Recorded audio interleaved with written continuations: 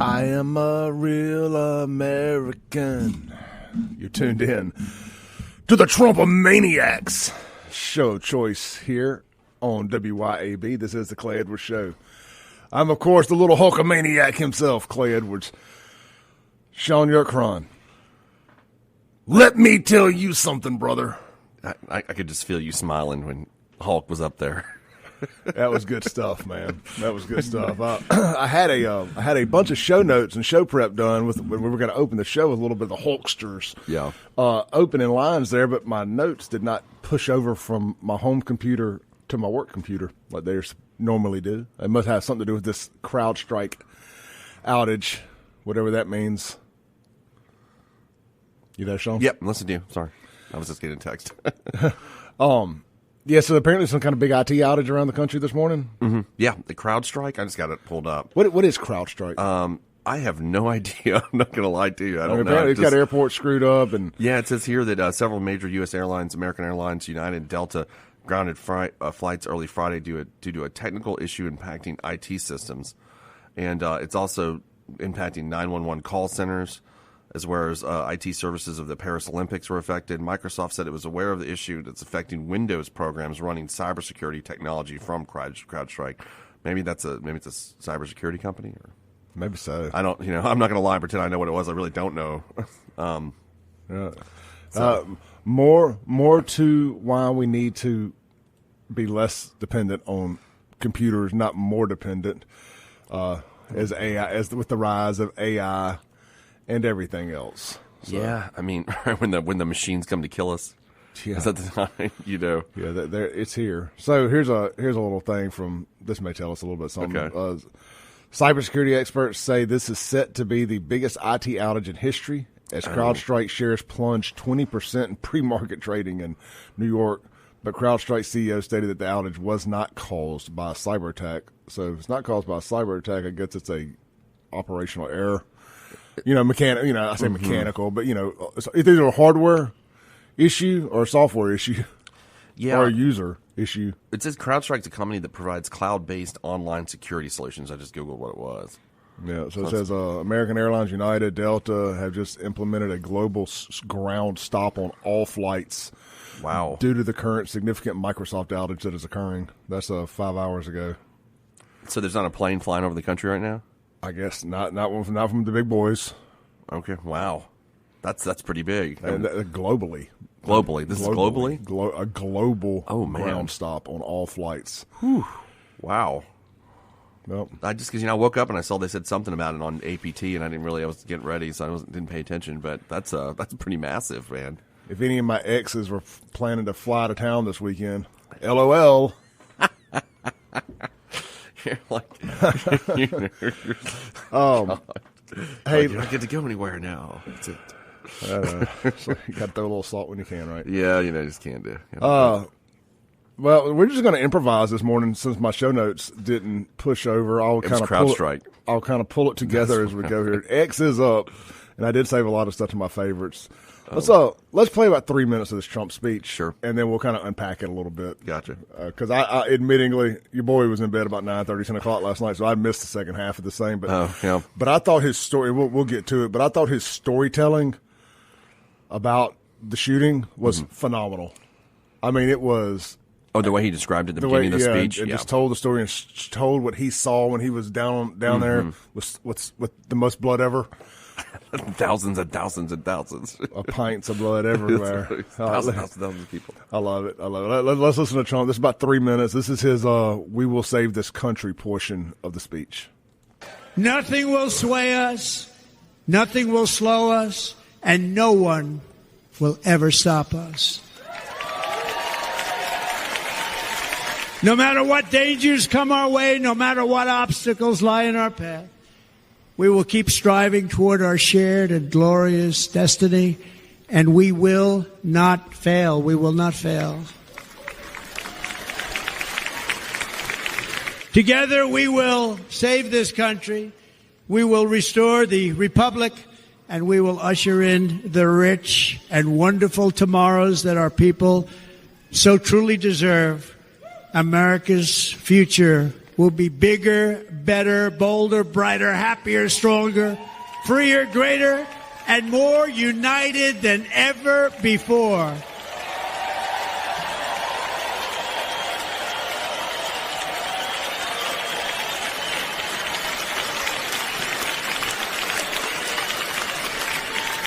And quite simply put, we will very quickly make America great again. Thank you very much. Thank you very much, Wisconsin. God bless you. God bless you, Wisconsin, and God bless the United States of America, our great country. Thank you very much, everybody. Thank you. I thought it was good. I do remember that part. I was kind of in and out of consciousness that last 30 minutes, and I do remember that. But again, kind of going back to the beginning of it, I thought, first off, Vince McMahon clearly produced the RNC this year. It was quite the theatrical event, and the new blood in charge. I love concert production, and I understand like the LED panels and just kind of what goes into all that. Did they have those floating LED panels like it's a major concert or something? It was just aesthetically, the RNC came across as cool as it ever has. You had Kid Rock, and we can debate, all that, but I thought him taking one of his biggest hits and redoing it to be Trump. What was that, American Badass? I think he redid. Yeah. So, and he did Devil Without a Cause and changed up enough lyrics.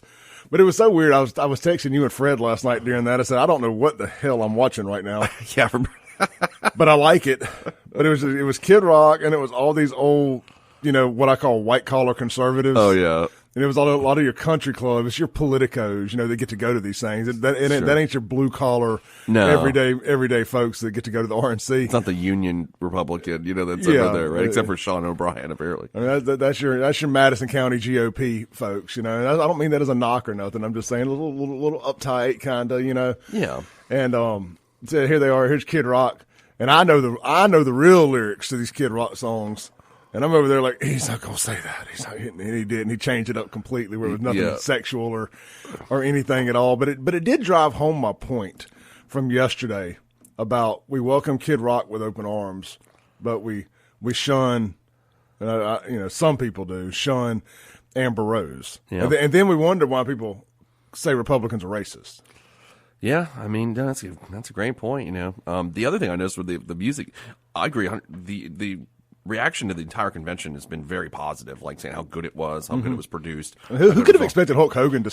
Yeah, I knew he was going to speak, and I was like, it's probably going to be kind of corny, and it was corny. Don't get me wrong. It's supposed to be corny. It's supposed to, but it came across really good. Yeah, like everybody's just raised. It was trending and stuff last night. Yeah, it was normies were sharing pictures of it. I mean, I think I probably got 30 texts from different people around, like friends of mine living around the country. Everybody liked it. I think because it reminds, especially our age group, Hulk Hogan is kind of like our hero, from the 80s. 100%. I mean, he's just that guy that if you're in your mid 40s dude, you grew up with Hulk Hogan. I still call everybody brother. Yeah, because of Hulk Hogan. Not trying to jack black culture or anything there. It's because of Hulk Hogan. Yeah. Let me tell you something, brother. He's who didn't own a Hulk Hogan action figure? I wish I still had those big hard rubber ones. Yeah, Man, those are worth some money now, of course, as with everything that I threw away. Yeah, I know, right? Speaking of the music, though, joint Kid Rock, I also noticed like 2 nights ago they were playing YMCA, and I forget, and it was just funny, the irony of like conservatives dancing to YMCA just didn't escape me at all.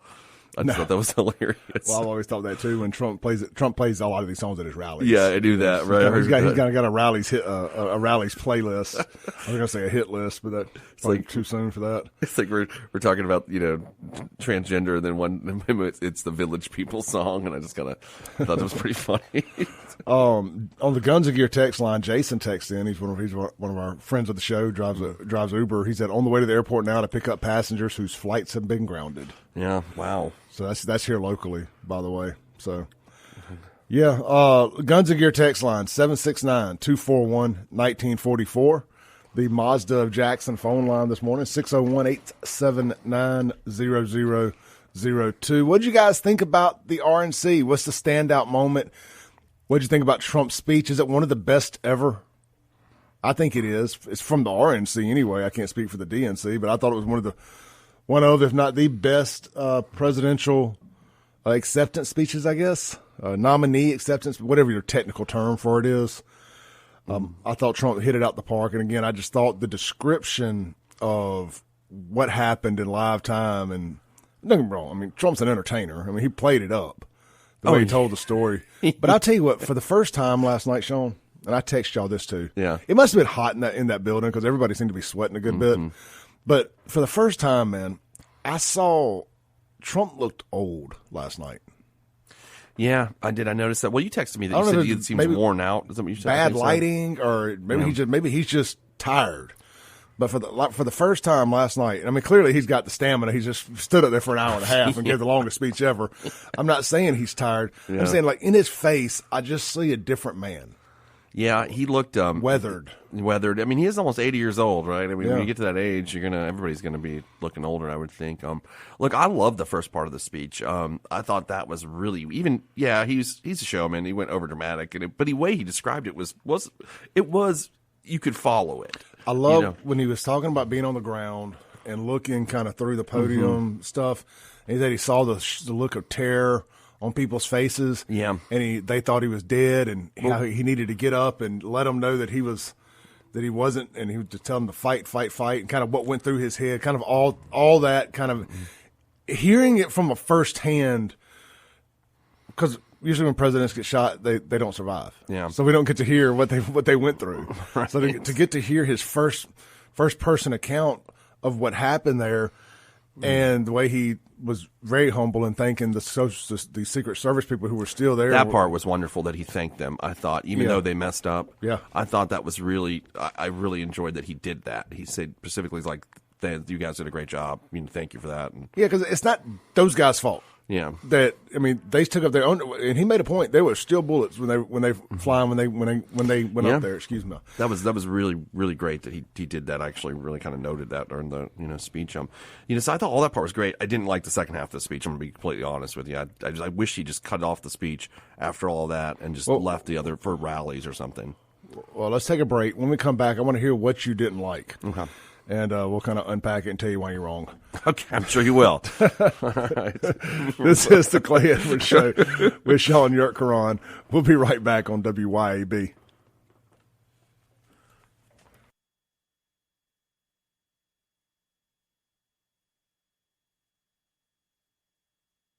Welcome back into the Clay Edwards Show here on WYAB.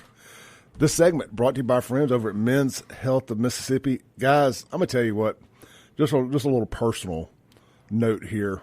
I started taking testosterone, almost 2 years ago now, a hard year and a half. And it has been a game changer for everything in my life. And I mean, I can't be less hyperbolic. More hyperbolic? Well, what would be the best way to say that, Sean? I can't be more honest. Maybe that's what I'm trying to say. Mm-hmm. It has been a game changer physically, emotionally, everything in my life. It's helped having my testosterone levels right and has kept me balanced. It's the best mental shape I've been in the last 20 years. Because it has me less brain fog, and I'm able to kind of focus and see things through. Start and finish tasks unlike I have been able to in the last decade. And then, of course, there's the physical side. I've been working out like an absolute madman for the last 7 days. Yeah, no doubt. And taking on a new adventure today with jiu-jitsu. Yeah. And it's just like I've decided, like, get fit or die trying. And I'm going to tell you, I couldn't do that at 46 years old. I mean, I'm working out 3 hours a day right now. Yeah. But burning over 1,500 calories in workouts. If he's doing push-ups during the breaks, I'm serious. It's getting ridiculous. Everybody's like, I'm like, all right, bro. There's no greater steroid, than going through something you didn't want to go through. You guys can enjoy the same enjoyment, same satisfaction I am in your mid-40s or later. Go get your testosterone levels checked. Just text my name, Clay, to 601-327-8550. Men's Health Mississippi is going to get you a free testosterone screening. If you're suffering from fatigue, decreased muscle tone, lack of energy, low libido, brain fog, or sleep disturbances, you could be suffering from low T. Let Men's Health of Mississippi located at 120 Fountains Boulevard in Madison, Mississippi, help you today. One more time, text my name, Clay, all caps, 601-327-8550. Had a female friend tell me the other day, she's like, I'll just say it was Lindsay, when Lindsay was in here, co-host, and she's like, you don't look like the same person you did 3 years ago when I met you. She's like, you look like a completely different human being. That's awesome. Now, and it's from losing weight and working out and, not having a beard down to my man boobs, It's a lot of moving factors there. But anyway, I give testosterone 90% of the credit. Well, I was going to give so just this week, I had when you have to go do your blood work with testosterone, they tell you not to take it for like a week, I think is what it is. So I couldn't take it. And they want a true level. Yeah, and so they wouldn't they can't re-prescribe it until they get your blood work back. So they get it back. It had almost gone like 10 days without me taking it. And then I get the call. Yeah, okay, we're gonna re-prescribe it. So I went straight to Madison and I took the needle in the car. Injected because I was like, this sucks. Can you imagine trying to explain to a cop? It's testosterone. I promise. I'm like, look, dude, I just I've been tired for 4 or 5 days. So yeah, I'm just sitting in front of Brick City Pharmacy, by myself.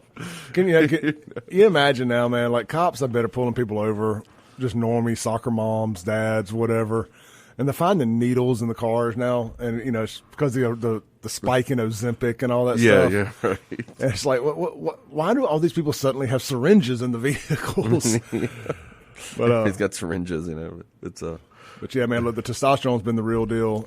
Sean's been on it for over a year now, almost. Yeah. Man, June of 23. Yeah, and I'm a year and a half or so. Whatever, January of 23. So it's been a game changer. I'm telling you, in every aspect. Guys, I don't care if you're talking about working out or not. The bedroom. That's all the shit I had to say. She'll thank you later. Is that what I say in the commercial? Yeah, that's the commercial line. She'll thank you later. Actually, I think we need a buddy to call in because he gave the best description about it ever I've heard in my life. Hey, look, you can't be too old. Buddy's in his 70s. Yeah. And said, man, he's down to 10% body fat and working out every day. It's rocking it, man. I like it. Totally rocking it. I like it. All right, so Sean, Yep. didn't mean to dedicate a whole segment there to testosterone, but as life goes, it happens like that here sometimes. Yeah. When you're passionate about something, it just comes through. Sure. And I'm passionate about testosterone because I'm getting phone calls from my friends who have gotten on it, who have listened to me talk about it enough, and have gotten on it. And then 8, 9, 10 weeks later, they're calling me and they're thanking me. They said, "Man, it's like the fountain of youth." Yeah. And that's money, none of that matters. If you don't have your health, you don't have anything. I was talking. I was listening to a Joe Rogan podcast, I don't know, 6-7 months ago. I forget the guest he had on, but they were discussing testosterone and supplements, and they were talking about how they were in their late 50s, I think is what he said, and how being in your late 50s in 2024 or 23, whatever it was, it is so vastly different than being in your late 50s in the 1990s. 100%. Than where you would, because because of supplementation and things like that, you can push your body longer, you can look better for so much longer. It's changed. By the time you were 57 in 1995, you were just old as dirt. Yeah, you were an old guy. Yeah, he was really old. Just go back and look at pictures of people. It's weird. We'll get back to the RNC stuff in a second, but I like this conversation. You go back and look at we're the same age. Yeah. Go back and look at your high school annuals from the early to mid 90s. The dudes all look 30 years old. Yeah. Right. Open up annuals today and look at kids today. Man, there ain't a whole lot of masculine dudes. And they all look, even your seniors, look like ninth graders. Really? Kids today look younger. Men. Okay. Men look younger than they ever have. And women look more hyper-developed than they ever have. I think I heard somebody talk about this on a podcast too. Yeah, about that. It's like there's a drop in testosterone naturally. We've got our men today have the lowest testosterone levels ever. Do you know that a 20-year-old today, Sean, has the same testosterone that a 65-year-old World War II veteran did 20 years ago? Really? Why do you think that is? Well, it's all this crap food. Makes 100%. sense. Yeah. crap food that they're giving everybody. But we also live in a day and age where we have access to the healthiest foods ever. Yeah. You know, it's this weird thing. Like, the most readily available stuff is trash. Sure. And it's everywhere. It's everywhere. It's at every gas station. It's at every red light intersection. When you got a fast food drive-through, supersized Biggie, bring your fat ass on here and get you a pull. You know? Yeah. I mean, so it's easier than ever to go get fat. I mean, I used to stop at this gas station right here every day. Just got in a bad habit every day for almost 2 months. And I got not one, but 2 packs of Oreos, the double stuffed vanilla ones, and then the big squishy cloud looking ones. And I would eat them, and then I'd go eat lunch. And it was just like, it was like a crack addict. It's like I just couldn't stop. And then finally I was like, I'm eating 2,000 calories just right from now. just these dang cookies. Yeah. And then I'm hungry again. I was like, what am I doing? So I finally broke that. And but I guess my point being, and then women on the flip side, look. Well, hold on. Let me finish the thought on food. Yeah. No, I think the food. But you also have your access to your Stonington Farms of the world. Or Whole Foods is down the street. Or yeah, I mean, Whole Foods. You can order Fit Chef. You can do all these things that you can. Oh yeah, Fit Chef. You just gotta want it. Yeah. I mean, even if you're not going to eat grass fed, all that kind of beef, you can still not eat fast food. You can still drive through Chick-fil-A and say, just give me the grilled chicken nuggets. Yeah. Abner's, that new place, Huey Magoo's. I had lunch over there the other day with them. Their grilled chicken nuggets, some of the best grilled chicken I've ever had. Martin's, you can go in there, get the blue plate and get the grilled chicken. Burgers, Blues, Barbecue. They got phenomenal grilled chicken. They actually shred theirs. And it's like pulled chicken, if you want it for like on your sandwich or something. It's right. easy. It's easy to not eat bread. I know it sounds hard because we're all addicted to bread and potatoes, but if you can carve bread, potatoes, and sugar drinks out of your diet, your testosterone levels are going to naturally rise. Yeah, I've always what I've done in the latter years is I've told you this many times. Like I don't go to lunch. Let's you're like I go to lunch with you occasionally if we're going to go to lunch. Same. Other than that, I don't. I just because I feel like that is such a huge calorie meal that you're eating in the middle of the day that like you're never going to catch up. So I just make make my chicken thighs. That's what I usually make for a lunch, and I make those out. And speaking of that, so I was in the grocery store yesterday buying chicken thighs. I'm in there, and lady before me, and she's got like Kool-Aid and freaking like chips and snacks, and I'm just like you're. I was thinking to myself, like, you're eating yourself to death. And I was, that's kind of like what I think people in the country do. It's like we've got so many bad dietary choices. We're just actually killing ourselves every day we go to the grocery store. Yeah, like stay out of the aisles in the middle of the grocery store. Right. There's nothing. I mean, you got coffee, you got some things. Don't get me wrong. There's some stuff in the middle of the aisles that are good. But overwhelmingly, do your shopping around the outside walls in the grocery store. Get your Whole Foods, not just from Whole Foods. Get your Whole Foods, your meats, your seafoods, and eat a lot of meat, vegetables. I mean, they're really if you're trying to do keto, there's some vegetables you want to avoid because they've actually got natural sugars and sweeteners in them. But overall, it's still better than anything you're gonna eat out of a box. Yeah, just think about it. If it can sit on a shelf for 10 years and you can still cook it and it's good, it ain't good. Yeah, no. I mean, I got MREs and stuff like that in case of emergency. You need a lot of carbs and stuff to survive, but otherwise, I think I have a hole in my chin, Sean. I can't drink a sip of anything without it ending up coming down my beard and onto my shirt. I'm over here sipping this coffee, and I just feel my beard's wet. I'm like, what's going on over here? Well, maybe it's because you're, working out so much, your mouth is burning calories too now. You're just like this super burning steak. I'm laughing because people out there listening don't see these texts I get with like Clay has burned 5,622 calories in the last hour. I mean, you gotta have an accountability buddy. Yeah. Well, then you just convinced me to go to jiu-jitsu because I've been, I was like, man, I want to take my old ass over there by myself. And then you were like, well, I'm going to jiu-jitsu. I was like, okay, I guess I'll go with you. Because, but I didn't want to be the old dude in jiu-jitsu. Well, I don't either, but you know what? I don't want to be the old dude out on the street either. Because the last time I did karate or anything like that, it was like 1991. So I was a kid. Man, I've seen the difference jiu-jitsu's made in some people's lives. Mm-hmm.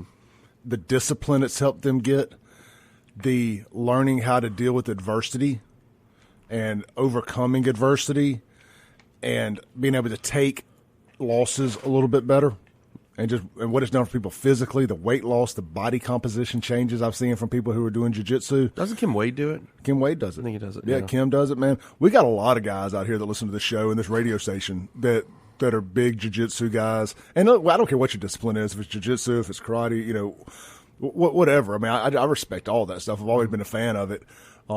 I think jiu-jitsu is probably more suited for me at this age, kind of rolling around and clinching and you know, using my weight and leverage and stuff. Right. I like the idea of that challenge, and you know, it's just physically exerting the whole time. Like I want to get done and there'll be a pool of sweat on that mat. Like I'm trying to lose 50 pounds in 90 days. What is it? 75 hard? Well, I'm doing 75 hard, but I'm giving myself a 90-day. I got a 90-day goal I'm trying to get to. I'm at 265 today. I want to be at 225. And whatever, I think I don't know what the date is now, but it was 90 days from a week ago. Okay. I don't know what it's called. I've lost 11 pounds in a week. That's insane. Like you're literally doing a push up right now. Nobody can see it. Yes. I mean, nobody can see this. All right, so we got way off track there. Didn't mean to get into become my fitness pal over here. But you're like I am a human weapon. Well, I just, you know, maybe there's somebody out there going through a hard time right now. If you're going through a hard time, the best advice I can give you is don't wait till Monday. Don't wait till Monday. The first second you get a break, walk. You know, go to the gym, do some push-ups, whatever. You get physical. I know for the last week, I'm telling you, I've tried to kill myself through physical activity. I mean, if I've been awake, I have been pushing and doing something to try to make myself better and kind of push through this wall I've hit. You know, I read an article about this guy. He's the CEO of a company, and I think you'll like this. This is several years ago, and he said that he puts working out above his family and his business and everything else in his life. And people were like, the headline was like, I put working out, and people were like, oh my God, comments, why, you're so selfish, why would you do that? Then he explains it, and the explanation was great. He said, if I'm not physically capable, then I can't provide for my wife and kids. I can't run my business and provide for my employees, because if I'm sick or if I'm like unhealthy, I can't do those things that I need to do. So I need to put my physical health above everything so I can continue to do the other things. And I was like, that's a really good way of looking at it. You know, man, if you're, as a man, that's all I can speak of, as a man, if your confidence is not there, you're not all there as a man. Yeah, you need to be confident. I'm not saying you got to be the fittest guy in the world or you got to be the, you know, the baddest dude at the gym. None of that stuff. I'm just saying you got to feel good in your skin. You got to like the person you see in the mirror. You got to love the person you see in the mirror. You need to be your biggest fan. Yeah. Real talk. I mean, I am my biggest fan at times, and then there's times I'm also my biggest detractor. But you got to be in love with the person that you look at every day and know that you're giving it your best. And that's what people. I see this little trend online, like people's like, I'm in my such and such era. Yeah. Well, I'm in my. I gotta fix this before I get too old to era. Yeah, this is like now or never. I'm in my now or never era. That's it. That sounds a lot better. Yeah. All right. I guess might as well plug it one more time. Men's Health in Mississippi. Get your testosterone levels checked today. And if you'll just text my name, Clay, to 601-327-8550, they will get you started down a road of eternal youth. This is the Clay Edwards Show with Shaun Yurtkuran. When we come back, I want to hear why Shaun didn't like the second half of Trump's speech.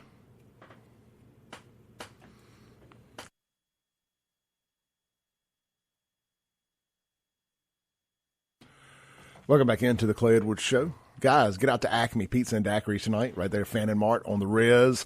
Open 4 p.m. to midnight. And look, they got live music on Friday and Saturday nights. I think on Friday nights, it's our very own Chris Davis, our news guy here. He is the live entertainment there on some weekends. I think it's every Friday. But anyway, don't hold me to that. Check out their Facebook page, Acme Pizza and Daiquiris. It'll have their entertainment lineup. It's no cover charge, of course. They got 9 different specialty pizzas, including my personal favorite, the Pig, with all the smoked Boston butt that you get on your pizza, smoked right there on site. They're doing barbecue plate specials too. Just keep up with them. They're on Facebook. Chip does a great job of keeping that up to date, letting you know what's going on there. Man, for very few places you can walk in and get fresh smoked barbecue and made from scratch pizza, and frozen daiquiris for that matter. It's quite the eclectic spot over there at Acme Pizza and Daiquiris, and it's all available for dine-in, carry-out, or delivery, including the frozen daiquiris. That's Acme Pizza and Daiquiris, right in front of Fannin Lanes, there in the on the Rankin County side of the reservoir. Some call it Flowwood, some call it Brandon, some call it the reservoir. I call it Acme Pizza and Daiquiris. All right.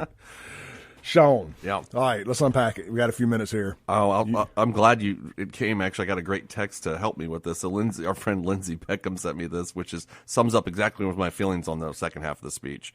And you know who Andy Tackert is, the guy that ran for Attorney General. He's a lawyer in Jackson. I don't know him, but I know who he is. Yes. Yeah, he tweeted, "I will also say this. When I was a baby lawyer, a senior partner taught me the premise that when a judge was about to rule in your favor, don't talk him out of it. It's time to say good night, sir."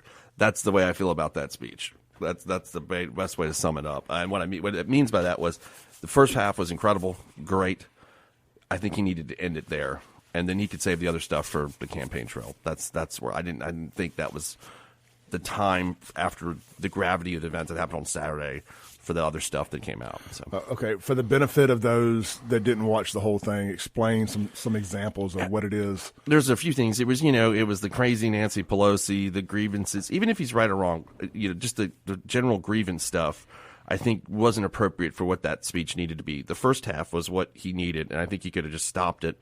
And it would have been today would have been just like, wow, that was just impactful. But just he added all the other normal grievance stuff, which I'm not saying he has a right to do that. That's not my argument. I just think that time wasn't the time for it. I won't say you're wrong. I won't, because A, it's all discretionary. Yeah. But B, I won't even say I disagree with you. How about that? But I will say this. The man just got shot in what was a catastrophic failure on multiple levels by the people who were supposed to protect him, who are controlled by the people, his opposition, who are also trying to lock him up for hundreds of years, so on and so forth. Oh, I mean, I get why he's mad. I guess I'm just going to the human nature side of this, right? Yeah. A lot of emotions. A lot of vitriol, and the left ain't took their foot off the gas. I mean, Biden, anybody, still out here calling him feeble old man, still calling somebody else, what is it? A threat to democracy. Existential. Well, Biden's got COVID, Clay. I mean, he's not. I love that photo. I love that photo of him. Oh, God. Where they replaced Trump's picture with Biden's, and it's got the rainbow flag instead of the American flag, and it says, "After Biden beats COVID." And we got to know the COVID stories, but he doesn't have COVID. I do not believe that for 1 minute. So we're supposed to believe that he got COVID, but nobody else in the inner circle has it. And well, here's the other thing too. So remember, he's walking on the plane with the baseball hat on. Mm-hmm. He's not wearing a mask. Yeah. Well, isn't he super spreader? I was just like, well, why isn't he? I mean, that was kind of his thing. So I'm like, why aren't you wearing a mask? Like, if you got, he doesn't have COVID. This is a organized thing to get him off the campaign trail, which he was supposed to be in Nevada, and then now he's back in his beach house in Delaware. I mean, I think that was kind of a planned setup. Y'all bear with me a second here. We're kind of running through some of this in live time here. This is just a little 19-second clip here. This all kind of ties in together. This is CNN did a little town hall type thing with some independent voters. Yeah. And here's what they said. The grade you gave it? I gave it an A. And why'd you give it an A? The thing I was looking for was a change. And I felt I heard that change in his voice. I was looking for his discussion on getting unity together in the country, as well as the border control and inflation. All right, that was undecided voters in a CNN town hall. The lady gave it an A, and she really liked it. Well, I mean, that's what I'm saying. Everybody can take it the way they want. Mm-hmm. And I mean, I liked the first half. I didn't like the second half, and that's it doesn't change my opinion in terms of if Joe Biden's the nominee, I'm still going to vote for Trump just because I'm just my protest and my sickness of what the Democrats are doing here. If he's not the nominee, my opinion may change though. So. Here is a 10-second clip of Scott Jennings talking about where the Republican Party is versus the actual threat to democracy, the party of democracy, the Democrats. The Republican Party, after 1 week, Van, is still the party of fun, and the party of democracy is down the street plotting a political coup against the sitting president of the United States. I heard that. I love that guy, Scott. What's his last name? Jennings. Jennings. He's great. He's always on. Of course, I watch CNN a lot, and I like him. He's really cool. And he said that the party of democracy is plotting a coup. I was watching that live time laugh and kind of, Van Jones last night said something, and I texted you that. He said, if we're going to do this, it doesn't need to be based on race, ethnicity, or gender. We need to have the best person to do it, and I was hoping I had that clip, and I couldn't quite put my hands on it. It was great, and he and obviously Van Jones is everybody doesn't know Van Jones. He's an African American guy, a political commentator, and he just said that this doesn't need to happen. What that tells me is the majority of the Democrats are not sold on Kamala Harris. And that they're going to be forced into accepting Kamala, especially when they got the polling numbers back. That clearly shows the other candidates they polled, which were Mark Kelly, Shapiro, Whitmer, and Wes Moore, all polled higher than her against Trump. So they're like, why are we're not just going to, anoint her because she's the first black woman president possibly. So we're gonna try to pick the best person here, and that's what Van Jones was kind of trying to say, which I completely agree. That's what they need to do. Whether they do that or not, though, is a entirely different question. Here is I'm not sure exactly what Van's saying. I'm not sure if the quote you mentioned is in this video, but here's a little 1-minute clip of Van saying the last time he saw a convention that felt like this was 2008 with Obama. So that's why people are so mad about it. This is CNN, by the way, y'all.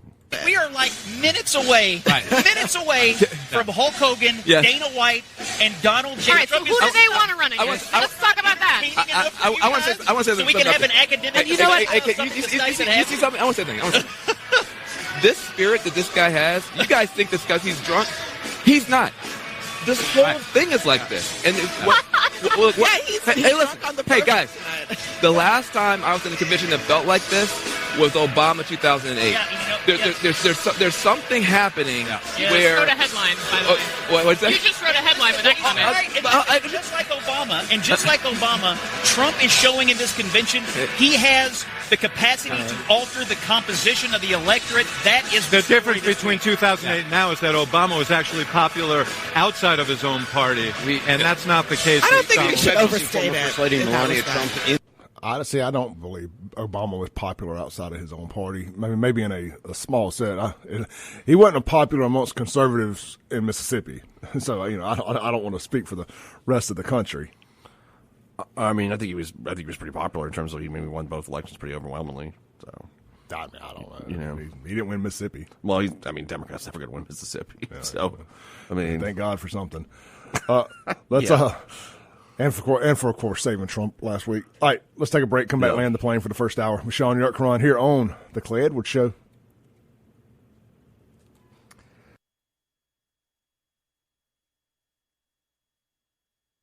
Welcome back in to the Clay Edwards Show. Hey, we only have a minute here before the top of the hour. 40 seconds. SHAUN, plug your law firm.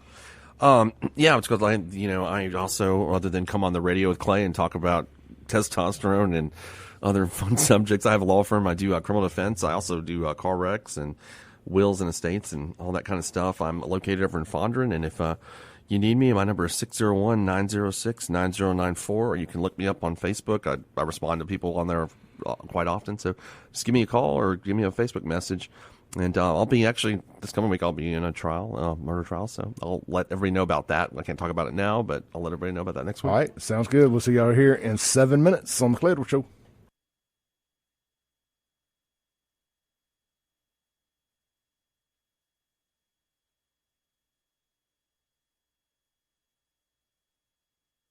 Boom, shaka, laka, boom. You've tuned in to hour 2 of the most incendiary show on the radio. This is the Clay Edwards Show. I'm, of course, Clay Edwards with my good friend and co-host, Mr. SHAUN Yurtkuran, sitting across from me here on a FAFO Friday. Guys, go get your FAFO shirts. I tell you what, if you'll wait, I'm going to do a special today for FAFO Friday in honor of Donald Trump, everything. If you'll wait till lunchtime, I'm going to mark everything down on the website to $20.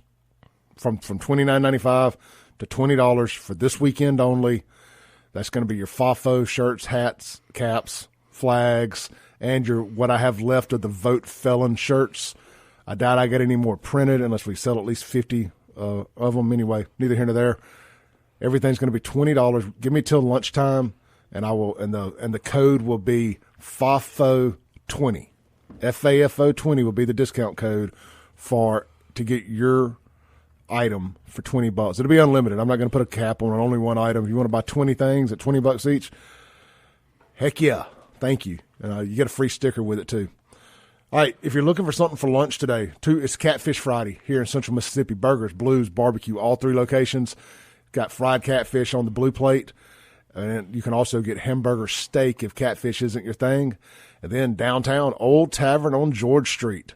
Man, we're so excited to have these guys on the show. We had our FAFO Friday lunch there. That was a lot of fun. I wish we do that more. We're going to. We're going to rotate it around, but we'll definitely they're in the rotation, and we're going to do some other events there too. We're going to do a live Clay Edwards Show podcast from there. It won't be the morning time, but maybe we'll do an afternoon drive, maybe a FAFO Friday kind of thing there. We'll be streaming on all to our nearly 200,000 social media folks from there one day here soon when we figure out exactly how we want to platform that and build that out. But get down there today. It's safely in the Capital City Improvement District zone, so you ain't going to have to worry about none of the nut jobs. They got Capitol Police down there. They're like next door now. They are. They're right next to the old funeral home. And look, if you're a cop listening, they have Blue Line specials for all your police out there. Go eat lunch at a discounted rate at Old Tavern. Tell them Clay Edwards sent you. It's a Catfish Friday. Everything's locally sourced, never frozen, always fresh from the vegetables to the fish and everything in between. If catfish ain't your thing, they got a full menu. Same thing goes for all 3 Burgers, Blues, Barbecue locations. Just be sure to let the folks know when you're at the checkout. Say, hey, I heard it on the Clay Edwards Show and WYAB. You don't understand how far that goes. Oh, before we get into the Democrat thing, the one thing I wanted to bring up was Andy Gibson getting caught on CNN. Did you see it? I saw the screenshot you sent me. I sent you Andy wearing the ear bandage and everything. He's got the ear bandage, and so Phil Mattingly is a correspondent for CNN, and he's out in the crowd. He's been interviewing people all week, and he runs into Andy Gibson, and I kind of took it as like when you run into the guy after the tornado and I like Andy. This is not a knock on Andy. It's just funny. Phil was like, I bet CNN was sitting there like, okay, we're going to interview somebody from Mississippi, so let's find the most stereotypical idea of a person from Mississippi that we can find, and then shows up Andy, and he's like, "Pan of biscuits." It was fun, Pan of biscuits. And to us, we know him and we like him, but like nationwide, people like hear Andy Gibson, like, "Oh my God, is everybody from Mississippi like that?"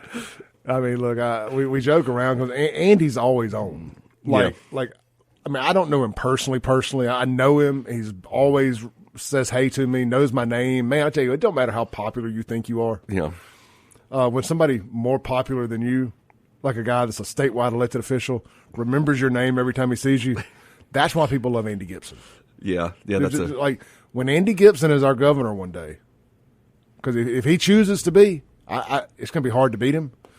When Andy Gibson's the governor one day, it's going to be because he looks people dead in the eye, he remembers their names, he shakes their hand, and he does yuck better, as Sean calls it, better than anybody in this state.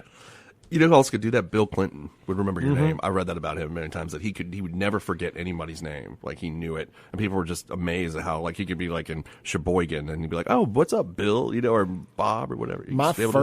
When I got in the car business in January of 2011, me and Corey McDonald got in it the same week, and he's still punching along. But Great Daniels Ford, it was owned by Asbury at that point. They put you through a week-long sales training course, teach you how to become a salesperson. So some of the best sales training I've ever gotten, I've done a ton of it, was that first week with Asbury. But I think on day one, like first paragraph of the learning tree, first branch of the learning tree was remembering people's names, saying their name back to them as many times as possible. Yeah. Grant Cardone in his 10X book talks about that a lot. Like when somebody introduces themselves to you, to remember their name, say it back to them 3 or 4 times. Because it's hard. I mean, I'm the worst at it. I'll forget, and I don't mean to. I just, it's a talent to be able to do that, I think. It is, and it's something I try to do, and man, I hate it, guys. I don't remember people's names. I'm terrible. I do remember somebody's name I want to give a shout out to right now. My buddy Steve Corley. Yesterday I put a thing out on Facebook looking to see if anybody sold rucking backpacks, like specifically for rucking here locally. And I found myself at Academy Sports buying a backpack, but I'm going to take it back today because Steve just retired from the military after 20-something years, went to his retirement party a few months ago, but he lives right around the corner from me. He texted and he was like, "Hey, brother, I got your rucking gear." He's like, "Just swing by or I'll swing by." So he swung it by the house yesterday. And so I just want to say thank you to Steve for hooking me up with that at no charge, and it's a legitimate military rucking pack. Yeah, you sent me the picture, man. I'm glad you're doing it. Obviously I kind of document my rucking journey I do it every day. I just love it. I love it because it's the weight and the road, and it just relieves my anxiety, and it's this great workout. So I got you on that. Now you're going to throw me into jiu-jitsu. So we're going to be a bunch of old dudes that are out there with weights on our back, like, throwing people. Like saying, like my biggest fear about doing the jiu-jitsu has just been getting hurt. Like I can't afford to tear another muscle at this point in my life. Like tear my shoulder out or anything like that. But I'm also at this point where I want to change who I am. And I don't mean I can think I'm a good person. You're not going through a transition, are you? No. No, but I'm trying to find some new things I'm passionate about. And so I'm like out there just like trying, like I love physical fitness and stuff. But I'm just going to be honest, going to the gym every day gets kind of boring. It's boring AF. Let's just be honest. That's why I got into CrossFit years ago, because at least it was like, it would change things up. But going in the gym and like having your little sheet of like, okay, I'm going to do bench press now, and I'm going to do, it works. It does. You got it. It's the, all your head coaches talk about win the day. Just do the little stuff over and over and over and get it right. And that's 100% accurate. I'm just saying it gets boring. It does. And sometimes I want to mix it up. Yeah. And I'm mixing it up with the rucking, which that's boring too because you got a backpack on walking. But what it's doing for you and the way it makes you feel is great. Same with the gym. But the jiu-jitsu is something a little different because it's so mental too. Yeah. And you actually have to learn and get better. Like at the gym, anybody can literally go learn to get better pushing weight. Mm-hmm. Resistance training. Yeah. That's it. You don't really need a trainer to do that. I mean, it helps. Don't get me wrong, but the jiu-jitsu just seems like the perfect physical challenge. It really doesn't cost any money except for your membership. Somebody out there doing jiu-jitsu is probably thinking he's a damn lie. Once you jump down the rabbit hole, I'm sure it can get as expensive as you want it to. That's I guess the way everything is. Yeah. Yeah. But just like at the core of it, it's like just you versus the other person. Or you versus yourself. No, I think that's so true. I think it's also, I read something about, this is related to CrossFit when I got into that about 10 years ago. People, when you get older, we miss those things that we did when we were in high school, like extracurricular activities or sports or, group stuff, because we just lack that in our society. Yeah. Things to win. Because when you get older, you go to college, you don't go to college, and you go get a job, and life becomes really monotonous at a point, and we don't have those things that we did in our youth to just occupy our time. We have other things that occupy our time, and they're usually more boring things that occupy our time and stressful things. So that's why we were talking about the popularity of CrossFit, because it had this group mentality, and people like to show up. I know they call it like a cult, but it really is, fun time for folks. And I think jiu-jitsu is probably, the same thing. They're gathering that for people too. Yeah, I agree. So I'm looking forward to it. I'll report back Monday and tell you how beat up I am. I'm hoping to do this and still be able to work out today. So we'll see how it all shakes out. I have no doubt that you'll be on the 5,000 calories burned thing today or something. I hope so. It's been fun. Like I said, man, I've hit a wall. Yeah. And me and Sean were talking during the break. I know this at the end of the day, WYAB is a conservative talk radio station. You guys want to hear about politics and the news and everything that's going on. But when you do that every day, it also gets a little bit toxic, and it kind of makes you a bit negative all the time because you're looking for things to kind of be mad about, I guess. And I want to talk about other stuff too, and and to be able to do that. And I go back and I just think about all the podcasts I listen to. Your Joe Rogan, that's just the first one that always comes to mind. Rich Cooper, man, I listen to him a lot, Rich Cooper, there's a lot of these guys, and they talk about the same stuff we talk about, but they also talk about a lot of the stuff that's going on in their life, their physical fitness journeys, their combat sports journeys, and it just creates a whole nother avenue for conversation and real life things that people can do. Because I think I want to do that more than anything, is be able to connect with people and talk about things that affect everybody outside of just politics. Yeah, I know you and I have talked about this for the past year about, like, yes, who's president affects us. Don't get me wrong. I'm not saying that and all these national issues. But when you think about the course of your life, it doesn't, it's not always affecting you every day. You know what I mean? It affects you, but it affects you straight line level. Yeah. And because it affects your money, your safety, stuff like that.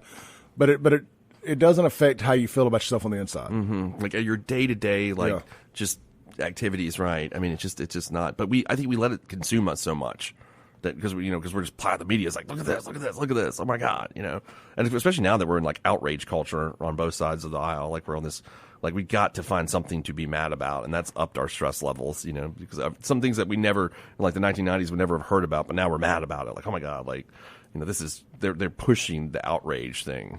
That's what I think. Yeah, no, we're all sitting here on the edge, and you think back to the summer of 2020. When the George Floyd stuff popped off. Mm-hmm. Now, I mean, look, I don't agree with that side of it, but I understood the frustration of coming out of COVID, being pent up, all the restrictions, and just everything else, just the anxiety that the country was under, period, through that whole time. When that popped off, and, it was inevitable that it was going to pop off in the streets because people were frustrated. It was their first time getting out, and all hell breaks loose. Yeah. I mean, we understand that. And then on the flip side, January 6th, I understand the frustrations that built up to that point. And what I want to do is relieve my frustrations daily and not get to a point where I feel like violence is the only answer. Yeah. But if it becomes the answer, I want to be able to feel like I got a puncher's chance of defending myself. Yeah, I mean, like I said, you'll have been rucking and doing jiu-jitsu, and if somebody attacks you, as you like to say, some Joe Biden voter comes out, you'll be able to throw him. Like, you get attacked by some coffee house barista, and you can just chuck that. I mean, I used to box, Golden Gloves, and stuff. I never fought in a fight, but I went down there to Shepherd's Gym, did all the training and all that stuff, and really enjoyed it, and it was very physically challenging. And I've done karate. I've done all that stuff over the years. I've done more weightlifting than I have anything. So it's just always feel better when I do it. But like I said, the jiu-jitsu stuff, it just seemed like a great way to lose some weight and kind of get mentally tough and, a little physically tougher too. It seems like a great core exercise. I mean, it seems like you're using every muscle in your body the entire time you're doing it. So it's a full body workout simultaneously. Let's take a call. I'm sure we've got some. Well, they hung up. Look, Mazda Jackson phone line 601-879-0002. I think we got somebody else here on the line now. Let's see here. Probably going to tell us to shut up talking about karate. Hey, you're on there. Hey. Well, I'm sorry. I had a bad connection. I had to call back. No problem. Look, this is Elrod, man. I want to say something about what's fixing to go down. All this, I know. We know the same people. They locking and loading. They're ready for what's coming. This is what I'm going to say about this whole situation. This is just my opinion. You can take it or leave it.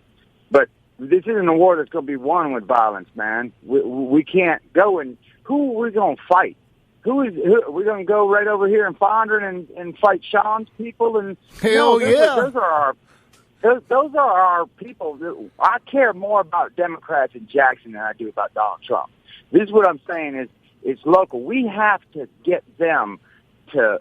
They're carrying smart people over there on the left. They really are. We have to introduce them to, you can walk away from the Democrat Party. You don't have to be a dyed-in-the-wool Democrat or a yellow dog Democrat. You don't have to be that. You can choose who you want to choose. We have to open people's eyes and fight together, not against each other, man. We need to fight together because this thing's fixing to be bloody. It already is. It drew his blood.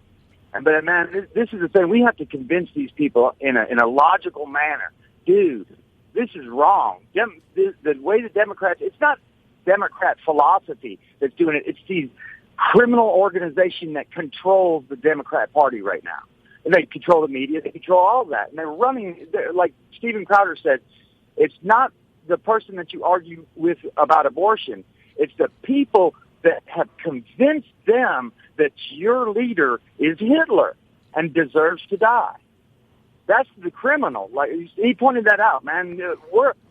We here on a local level, we mean more to each other than any political fight that's going on right now. We need each other here, around here. They ain't helping us in D.C. right here. This is we interact with each other now on a daily basis. We have to do that from a point of peace. This is if you're a godly individual, somebody that's working, within the spectrum of the Lord, you're going to try to sue for peace. You're going to try to come to an understanding, and that's what we have to do. We have to get our black brothers and sisters on board with it. See all those black faces in red MAGA hats last night? It was beautiful, man. It's a beautiful thing. That's what we need to do. And I just got to put my 2 cents in, man. I'm sorry. Love it, brother. No, Love it was great. That was a great point.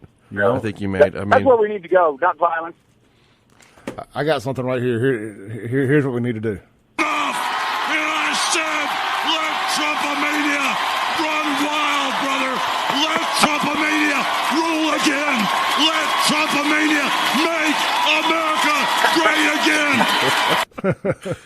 All right, don't rip your shirt, bro. Come on, stop ripping your shirt off. You were on your feet trying to tear your shirt off last night like I was. Me and my wife were both fist in there. Hulkamania! What I found out as I was trying to tear my shirt off in front of the TV last night was you got to cut the top center first. You got to, yes, sir. You got to rig it so it's ready to go because it's a little harder to tear it than you may think. By the way, how good does Hulk Hogan look for 70? You're not getting through that collar, I gotta give man. that guy credit, man. He looks great. Hulk's up to date on his TRT shots. He is, man. He looks great for 70 years old. All right, brother. I gotta let you go, man. Man. Have a good one, brother. Thanks, man. Bye. Let's take a break. We'll be right back with Shaun Yurtkuran on the Clay Edwards Show.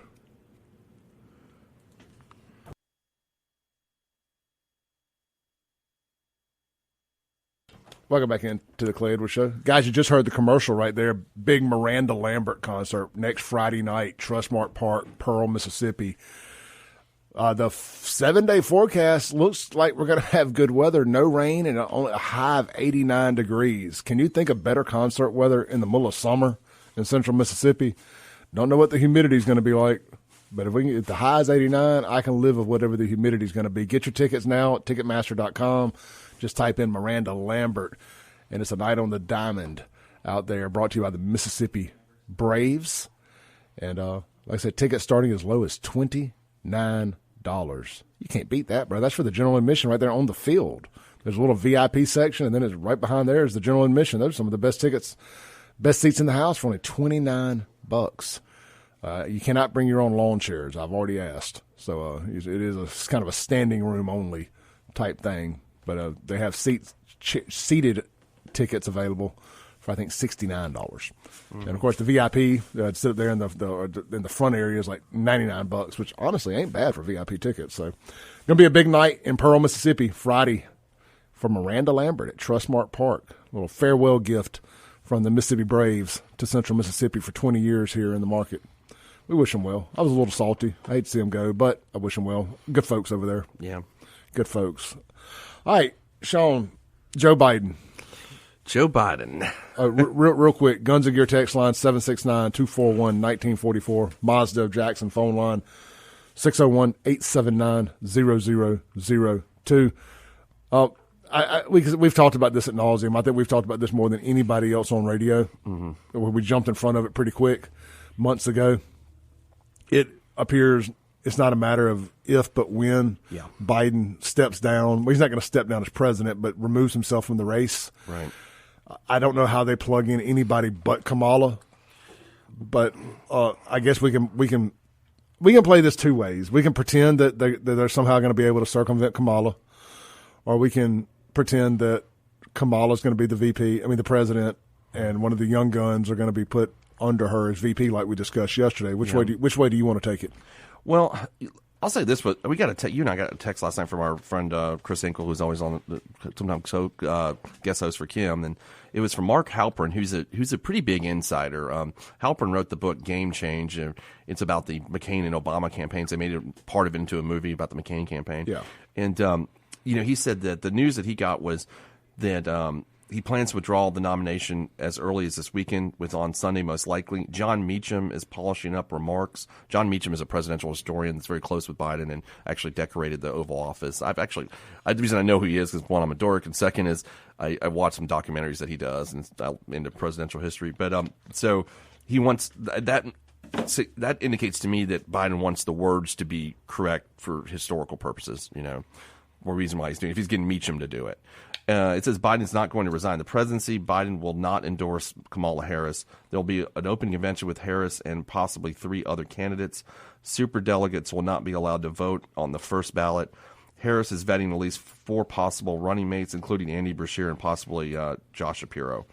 So I think what you're seeing is, what I've noticed from the Democratic side is they don't want to anoint Kamala Harris, but they're so used to the whole we've got to be the first of, fill in the box of what gender, race, ethnicity thing that they're their side that's being pushed to that. There's also, I think, the majority, because when I was talking about Van Jones in last hour, who's saying we don't need to do that this time. We need to have the best candidate. And that's what he said. He said we don't need to focus on race, gender, ethnicity, being the first of whatever. It needs to be who's the best person to be president of the United States. So. I think they need to find some kind of trans starfish to run, just show their commitment to DEI. You've been shoving it down our throats for the last 8 years. I mean, especially the last 4. I think you need to show your commitment. Find a everything but white. Yeah. Find anything but white, trans, starfish, mermaid, and anoint it the VP. Heck, just go on and make it the VP, the president. Yeah, it's amazing how this commitment to DI and all this stuff has boxed them into this position that they wouldn't have been in if they had just decided that we need to pick the person that's the best for the job. But now that you've committed to something that's now that you realize it now, you're like, oh my God, wait a second, what have we done, right? I mean, we got Kamala Harris, who's a very unpopular vice president with Democrats and Republicans, not just Republicans. Democrats don't want her either. But they did that because they felt like they needed to do virtue signal. That's what the reason they did that. And then now you're in a position where, like, wait a second, our virtue signal is not working because we don't want to be stuck with this person, Now, if it was somebody else, like let's say that there was let's say, for instance, Barack Obama was not, never was president. He was Joe's vice president. Well, everybody like, okay, cool, let's run Barack. I get it because, people liked him. But this problem is now you're stuck because you had to push a person based on, racial characteristics. Do you realize exactly why she is the vice president? Like, what happened that the only reason she's vice president is because why? If you had to say because they wanted a black woman on the ticket? Because George Floyd died. Okay, I didn't think about it that way. Like all this, this whole DEI stuff started. George Floyd's death was an avalanche. Yeah, and it's just rolling downhill and just building up steam. This DEI snowball. You know what I mean? And it stopped with them deciding they had to have a black woman as vice president. I see what you mean. Yeah. And I mean, she is only VP because George Floyd died. That connection makes sense. I can see what you're saying. I mean, well, because then I watched Biden did an interview on BET. Did you see some of the clips of that where he kind of messed up and lost his train of thoughts? But there's a portion where he says, "Look what I've done for black people. I've nominated, the black Supreme Court justice, female, a black man as Secretary of Defense. I've done all this stuff." But I just took from that, like, look, I think it's good. I mean, I want to see black people in roles of power that they've earned, right? I mean, the meritocracy. But when you're just telling somebody, "Well, I picked you because you were black," doesn't that kind of like degrade them too?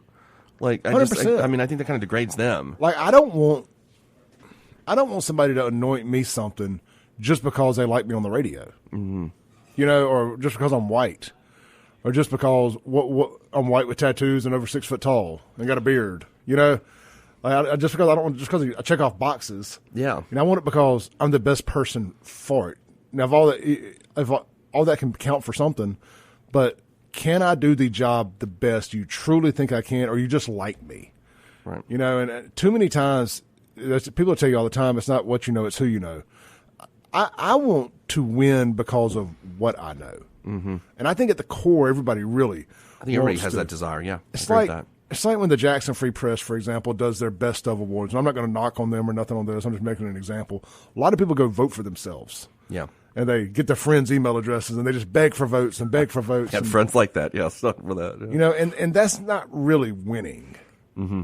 You may have outvoted them, but you didn't really win, and you know it. Yeah. It's when you don't effort it, except the effort you put into your job, and you win, that I think is the most rewarding. and it drives you more to be the best at that because now you want to prove to them that they were right, that they made the right decision. And anybody that doubted it because they thought it should have been them has to admit that, hey, you know what? I may have been good at it, but he's doing a hell of a job at it. So therefore, we're all still winning downstream. That's what we need on these presidential tickets in both parties. People who got it because they deserve it. I don't care if they're a trans starfish or a black woman, a gay white man, a gay black man, a straight white man. None of that matters to me. You can be all those things, but that doesn't have to be who you are. What you are does not have to be who you are. I need the person that is best for the damn job in whatever it is. No, 100. I mean, that's when you and I we talk trash about Chokwe Lumumba. This has nothing to do with him being black. He's an idiot. He's an idiot. That's just it. I mean, believe me, I voted for a black man for president twice. Went to his inauguration because I thought he was the best person for the job. I know a lot of people listening would disagree with me on that. So that had nothing to do with his race, though. In my mind, in this situation, I feel like, but if I felt like if I was on against, like, let's say Obama, and I was talking about I didn't like his job performance, I would do it because I didn't like his job performance, not because his race. And I feel like, we can't separate that. Like, you and I can't sit there and crap on all over Chokwe without somebody saying, well, I mean, that's a little racist. No, it's not. He doesn't fix the traffic signals. Your race doesn't put you above criticism. I mean, it just doesn't. Your sexual preferences, your gender preferences, even if I'm going to play along, it still doesn't put you above criticism. If you make a bad decision, I'm not going to put you. I'm going to criticize you. You know what Chokwe and Kamala are, Sean? They're that guy that thinks he can't sit on a love seat if he ain't in love. That's right. That's just a smart idiot. Yep. I mean, I was just thinking about all the white people that we trash too. You and I. How many times did we go in that goon squad stuff? A million times. We probably talked about it more than anybody else did. I mean, Joey Hood's probably going to want to fight me the next time I see him. I think you called him. I'm not even going to say it. It was pretty rough. I called him pedo ally. Something like that. Yeah. I mean, but you didn't call him that because he's a white dude. You called him that because you didn't like what he did. Yeah, I'm mad at him. I mean, there's been plenty of times I've gone after these folks. But people choose to stick their head in the sand and not acknowledge that stuff. Yeah. I tell y'all all the time, my job would be a lot easier if it was just white people right here committing all these crimes. And we could take the race factor out of this. But unfortunately, or fortunately, depending on your perspective, that's not the case. The demographics in Jackson lean heavy one way, whether it's the criminals on the streets or the corrupt politicians in the seats. Yep. And they just happen to be black, and that ain't my fault. But I'm gonna talk about them. I'm gonna take them to task every time I get a chance. I mean, if you can't fix, I know I keep saying this like a broken record, the traffic signals, you need to be talked about. If you can't do that, actually, they just did the other day. I saw someone tagged me in a City of Jackson post. Saw that. I almost sent it to you too. But it tells you we got to take a break here. It tells you the sad situation in the city when the official city Facebook page is having to brag about the red lights they fixed. Like, look at what we've done. They should have never been broke. I like to think that we played a small part in that. 100%. I hope we did. I know without a doubt. I got the flags changed at Thayer Hall. Yeah. And then got told, don't believe my lying eyes. They were never worn out. That my picture was Photoshop. Let's take a break. We'll be right back.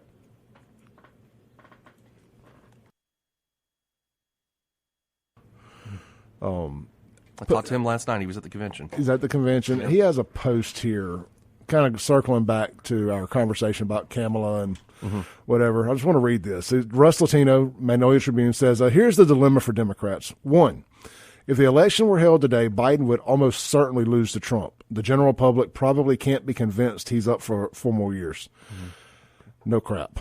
That goes without saying. Yeah. Now, Russ is very politically correct. So let's be clear. So he's not going to say it quite like Clay would. 2, Kamala Harris likely performs even worse against Trump in swing states. Remember, she was in single digits when she ran for the Democratic nomination in 2020. Okay. 3, nominating someone other than Harris subjects the Democrat Party to backlash for bypassing a black woman. It also sidelined $90 million in campaign funds raised by Biden due to FEC rules. 4, someone like an Andy Beshear, centrist Democrat governor of Kentucky, could pose a very quick threat to Trump, but base very unlikely to allow it. would be like Republicans choosing Nikki Haley over Trump. That was really the main thing I wanted to read there. But let's read the last thing here, then we'll circle back. And 5, process, as in what would it be? How to select a new nominee and circumvent a completed primary process is fraught with peril, which leads us back to Biden or Harris, both of which Trump likely beats. I don't know a whole lot about Andy. I know that he's now a 2-term governor in a blue state. It's a red state. People really consider them a red state, right? Kentucky. Yeah, they're a red state, yeah. They're a red state with a blue governor. So that tells you that he knows how to work and cross the aisle and, all that good stuff. So I could see where the progressive base, I guess that's what we're calling the base of the Democrat Party now, the progressives. I mean, I guess they are. I think it seems like they are at least. I mean, they're part of the base coalition. I mean, I don't know. Let's go back to, I think in 2020, Joe Biden was running as a centrist. Now he ended up not be, the people that run him ended up not being that, But I think, the base of the Democratic Party, I think especially, is African Americans in the South, a big, huge portion of who are not progressive liberals, My watch told me to stand up. I was like saying, are you doing a push-up again? No, One, the watch 2. shows you to stand up every now and then. You got to do like the diamond one, or like clap your hands. Do some jumping jacks. Yeah, right.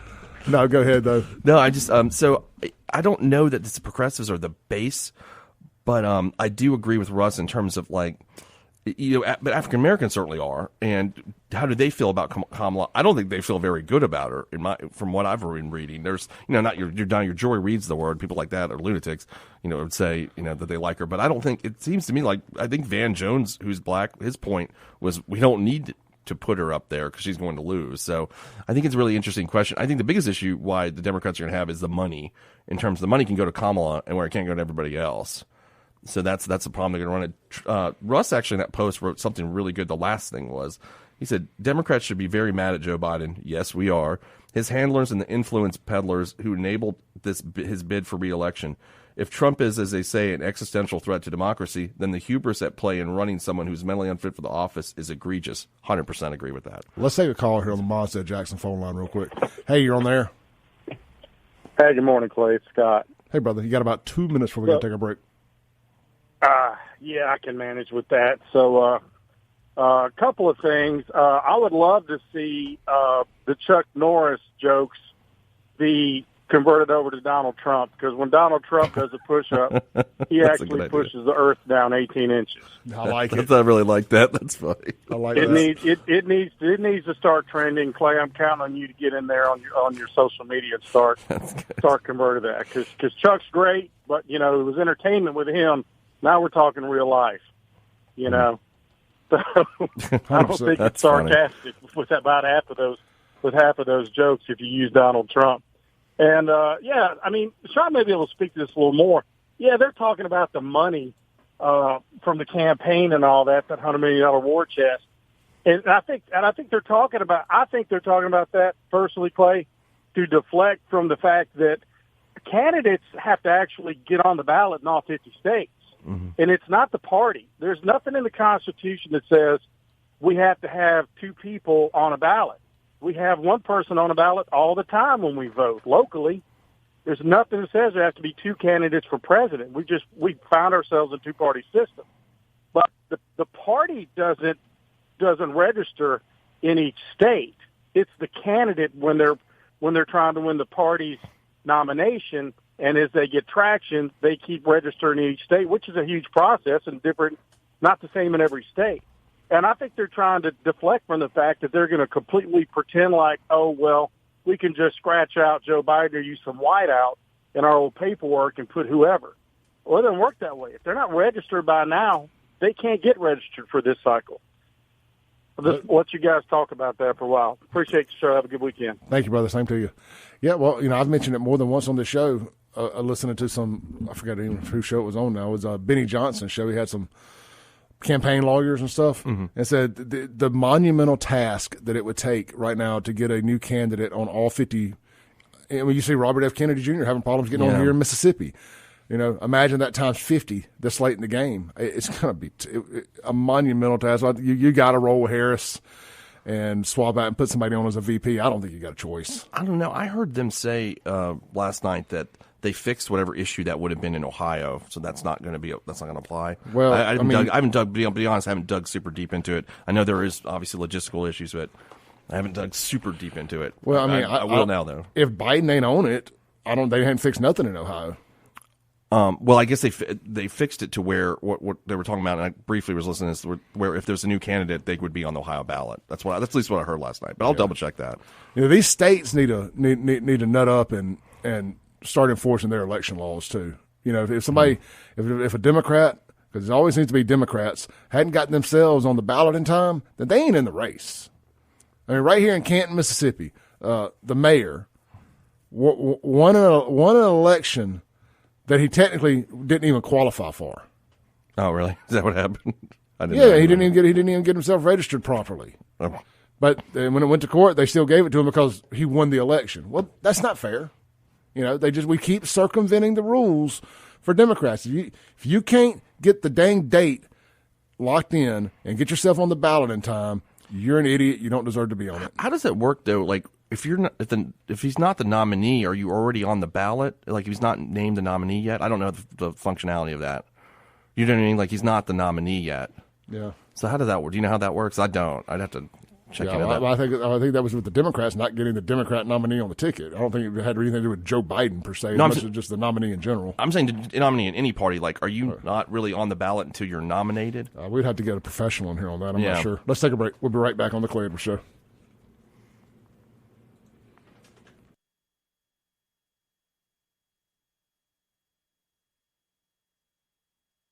All right, welcome back in. Got about 10 seconds here. Sean, I want to thank you for coming in this week, 3 days. Lindsey Beckham, thank you for coming in a couple of days. There was a lot going on this week in my personal life, and show prep was a little more difficult this week, so I appreciate these guys coming in and helping me cover for the show. I will see you guys Monday. Stay safe. Peace.